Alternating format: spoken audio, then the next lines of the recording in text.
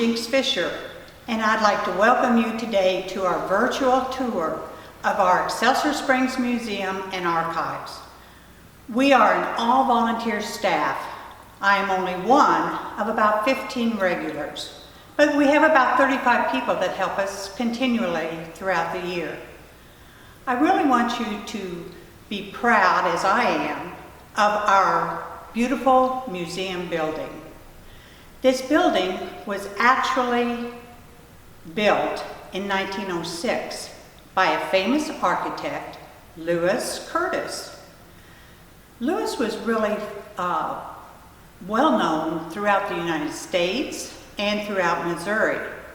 For example, he has done the building, the Folly Theater in Kansas City, Missouri. He also did the old Clinton County Courthouse in Clinton County, and he did several of the Harvey House restaurants that were throughout the nation. This is one of the best preserved buildings of Lewis Curtis, built in 1906, where it housed the Clay County State Bank. And the Clay County State Bank was actually established in 1894. This building, however, was enhanced, I would say, by the beautiful design that's in our ceiling, which is the lights that are bright when you first enter the building. These lights hadn't even been turned on since we think around the 1940s or the 1950s, but we had a campaign, a fundraising campaign in the early 2000s, and we lit up the whole building. Last year, Ameren UE was kind enough to give us a grant of $5,000 to do LED lights in the ceiling and throughout the building.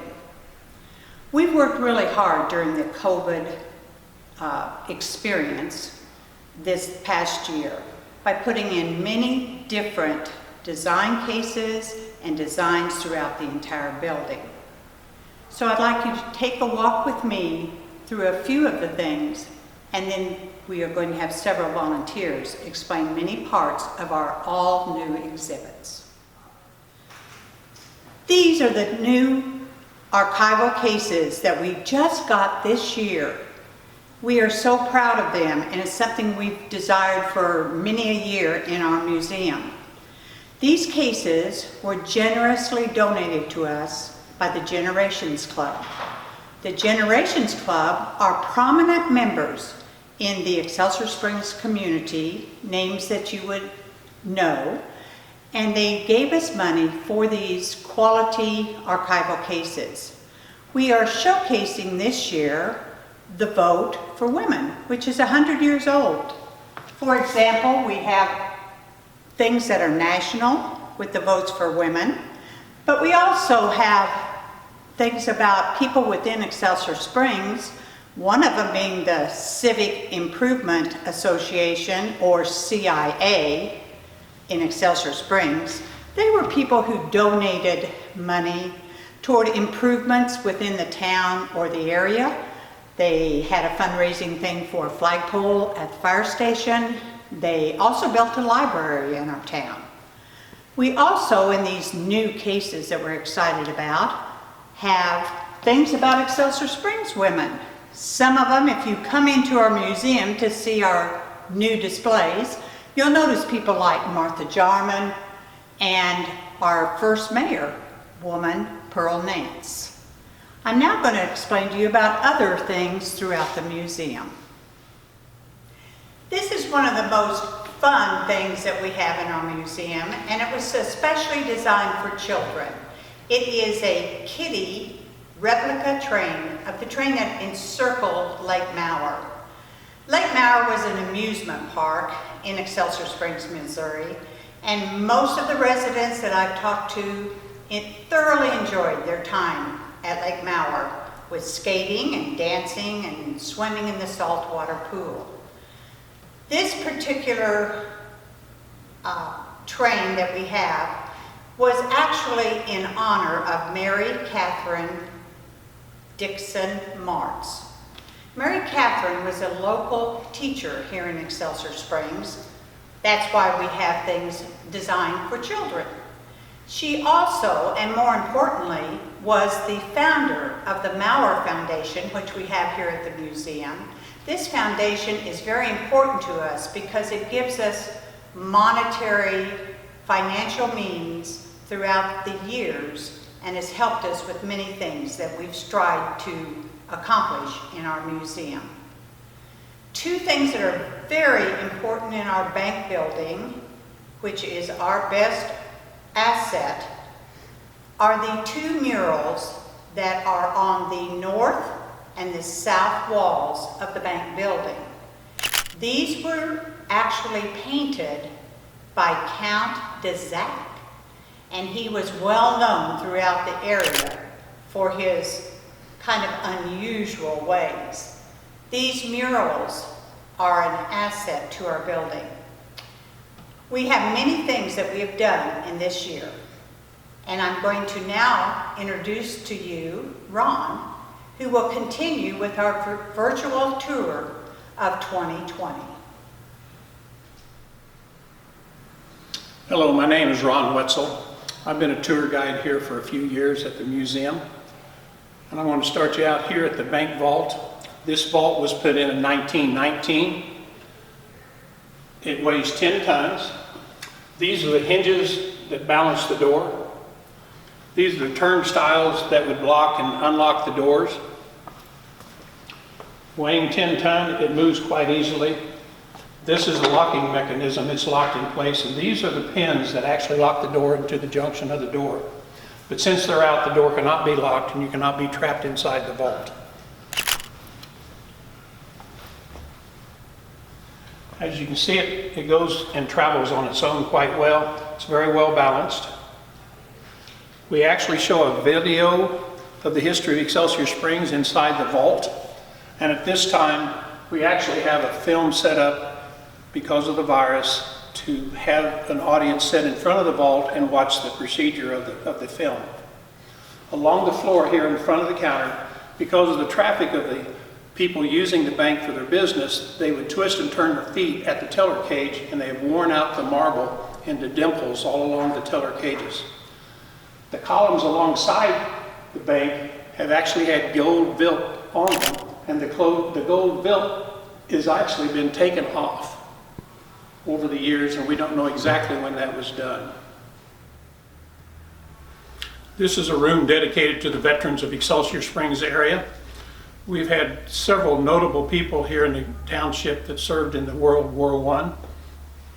This is a battle scene of lead soldiers depicting a French battlefield. These are the uniforms of World War I worn by the soldiers in France. This is an artillery shell casing that they call trench art. It has been tooled into 1918 Argonne Forest, and these were brought home as souvenirs by our servicemen.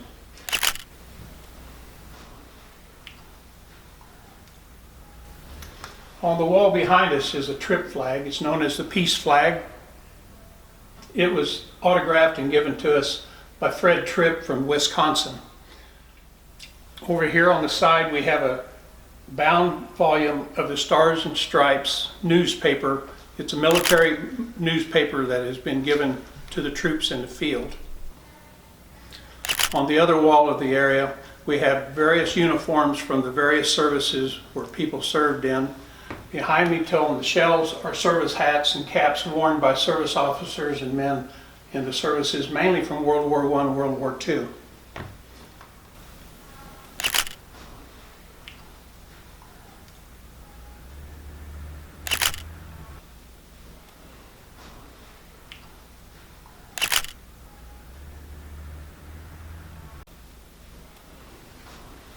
Hi, I'm Daryl, and I've been around the museum here for almost 23 years. And I want you to know that if you haven't been to the museum here lately, you haven't seen what we have now. We've refreshed, we've moved things around, we've done a lot of different things to make the museum more interesting. And I can tell you that in my whole time here, it's never looked better. So come on in and see us. I'm standing in front of one of the newer things that is up here, and that's the Morse mantle. The mantle was in the E.L. Morse home, and he sold his home in the 20s to make the VA hospital here. Subsequently, the Job Corps, and it has been in there for years, but a few years ago they decided that the asbestos had to go. So they spent a lot of money to get rid of the asbestos so they could tear the house down. We got the mantle here. It's 6 foot wide, 10 foot tall. It's cherry, it's carved all over. It's one magnificent piece of furniture. And we have it. We also got at the same time 2 stained glass windows, which will be put up on either side of the mantle. We also have a urn with candelabra, and it has 30 candles. It has all kinds of symbolism to it also. It's been around here for years and years, but altogether they make one really neat piece. So if you haven't been here, please come in and see us. Thank you, Darrell. Good morning. I'm Estella Morrison. I've been here since early 1970s. The museum was pretty new at that time, and the local genealogical society heard of a wonderful gift that they had received. The State Historical Society in Columbia presented to our local museum all of our local papers from 1903 up to the current time. This is exciting for genealogists. And a group of us came in to use them. And we were disappointed and horrified when we discovered the museum wasn't open, that we'd have to contact Sam Sherwood to even have a hope. Sam had been the last president of the museum, and so we called Sam and got together. One session was enough, and we formed an alliance. The Excelsior Springs Genealogical Society volunteered to run the museum 1 day a week. And we're still here. Now, of course, it's not all the same people, but we have a lady that's serving on our board of directors. We have one who is head of the operations committee. And we have various women that work in all of the different departments, most of them as heads of the department. They've been doing it for years.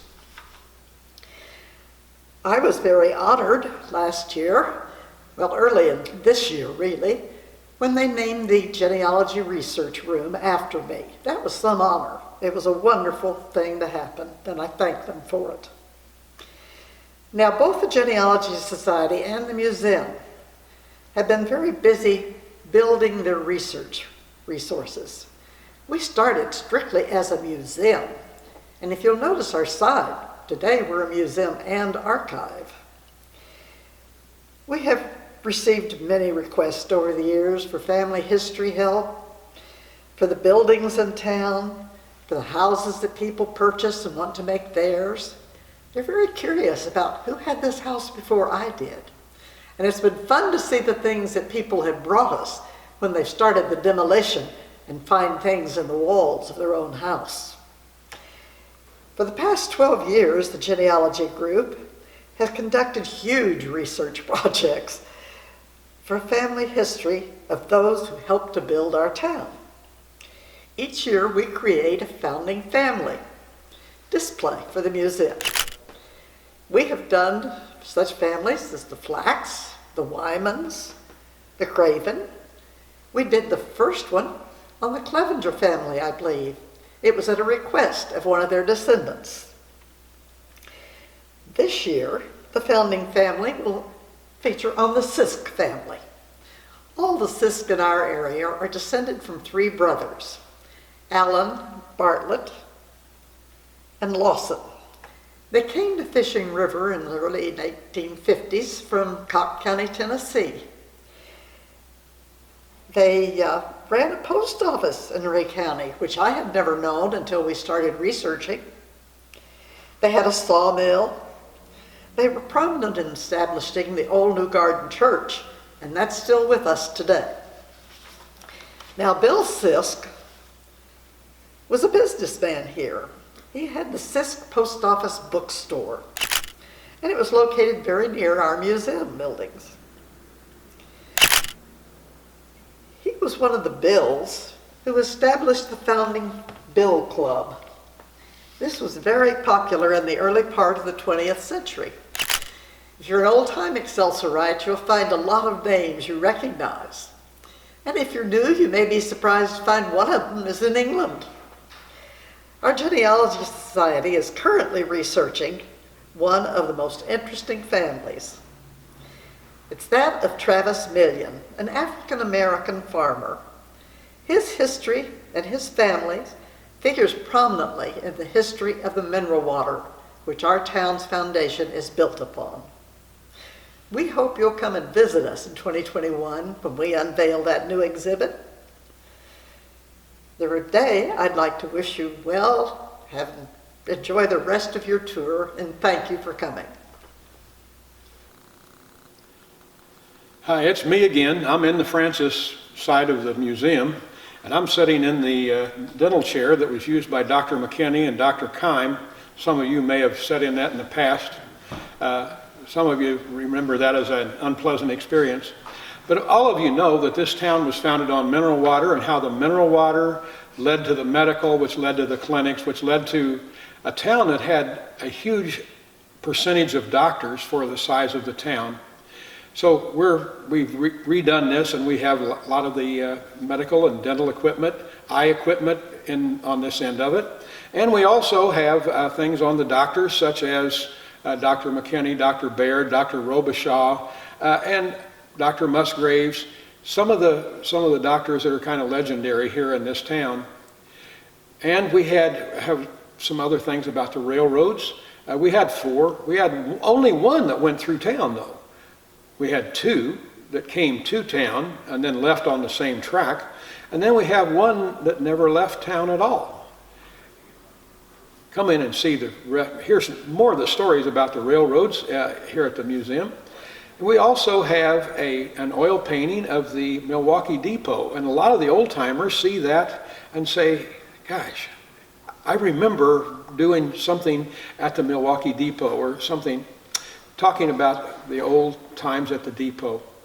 So before I leave, I'd like to say thank you to everyone who has contributed to this museum, whether it's monetarily, whether it's volunteerism, or whether it's giving us some of your relics or souvenir types of things that tell the story of our town. I want to thank you, and I know you've done it in the past, and I'm sure you'll continue. So thanks. I'm going to hand it off now to Earl Humphreys. Hello, I'm Earl. This year, we've updated the 3 showcases in the back on how the mineral water was used in our bathhouses, our clinics, and our hospitals. All of these facilities had doctors on call who wrote prescriptions on how to drink the water, how to take the cure. They wrote, drink the water morning, noon, dinner time, and supper time. Instead of prescribing a pill, which they didn't have, they used the water, and it was a slow cure. We have 2 bottles from the World's Fairs in St. Louis and in Chicago.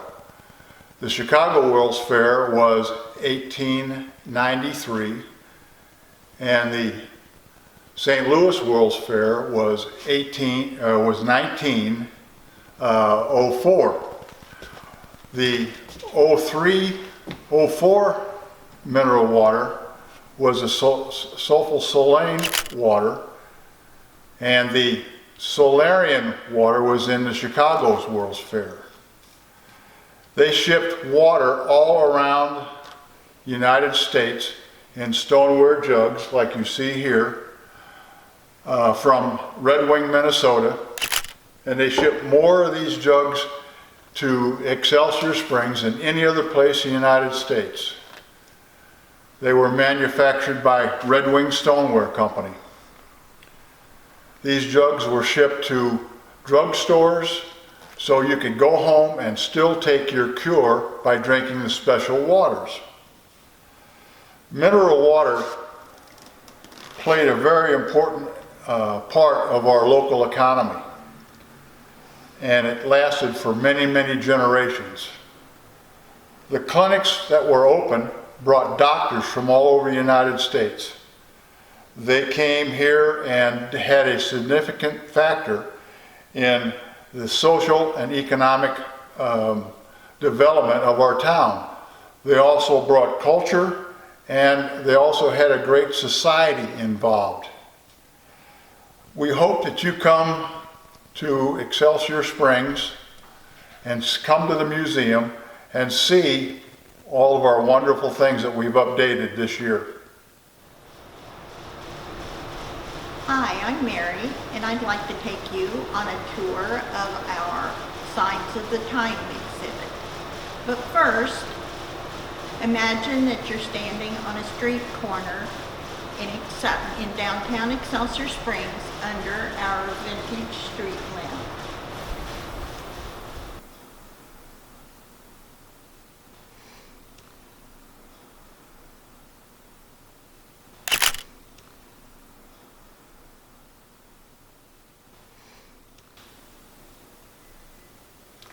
Many churches were founded even before the town of Excelsior Springs was established. For example, the Mount Pleasant Primitive Baptist Church was founded in 1830 in Crescent Lake, which is now on the western edge of Excelsior Springs.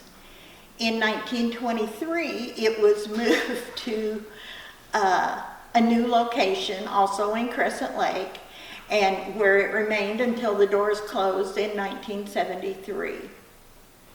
Many stores were here in this town. Some of you may remember the stores of Flanders, Coast to Coast, the different drug stores, Marietta, Grimes, Logan Shorts. We had different furniture stores, and Benjamin's store was where you could almost find anything that you wanted. It was pre-Brunke's. And also there was the Enlow Brothers furniture store, where you could rock your life away, and then they could also take care of you because they were the undertakers. Our town was established because of the healing properties of our mineral water. There were various sanitariums, hospitals, clinics, and bathhouses in the town at that time, and people came from miles around to take advantage of the healing of the waters. I hope you have enjoyed this trip with me down our memory lane, and I hope to see you soon. Thank you.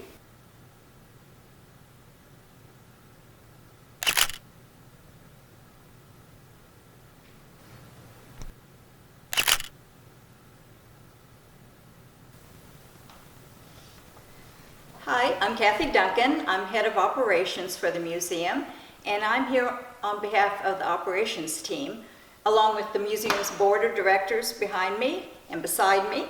The operations team runs the museum on a daily basis, and you've seen many of the operations team already in this video tonight.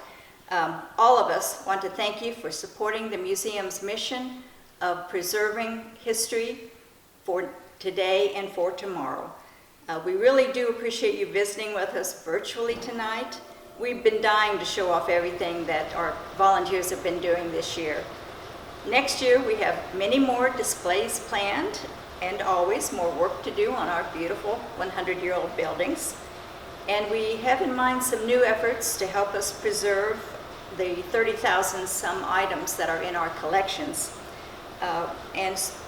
We especially want you to be sure to put it on your calendar. Visit us next spring, April 13th, for 6 weeks. We will have the Missouri Bicentennial Traveling Exhibit, Struggle for Statehood. That's being co-sponsored with the Missouri Humanities Council. And it's a really impressive and meaningful exhibit. I think it will resonate with a lot of things that are happening today.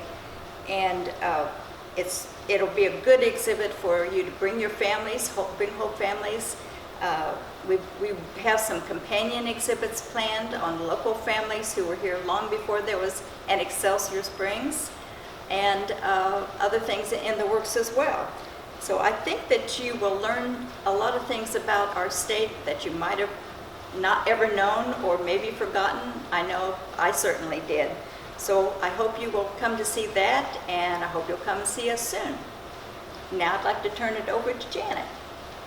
Hi, everybody. I'm Janet Blauvelt, and I'm the president of the board of directors of the museum this year. I want to thank all the volunteers who put in countless hours, particularly Kathy, in putting together this exhibit tonight that you've watched, and for the countless hours of volunteer time that they have put in all year long to maintain all our collections and these two fabulous buildings. I wish that we could show you everything in person, but we can't. So I'm counting on you showing up next year, and I hope that you've enjoyed the presentation that we've made tonight. Goodbye and stay well. I'm going to add one more thing because I'd like to introduce Jean Ann, our vice president. And behind me is Deb Foster and Mary Pearson, who really have had the most to do with tonight's events. Thank you and good night.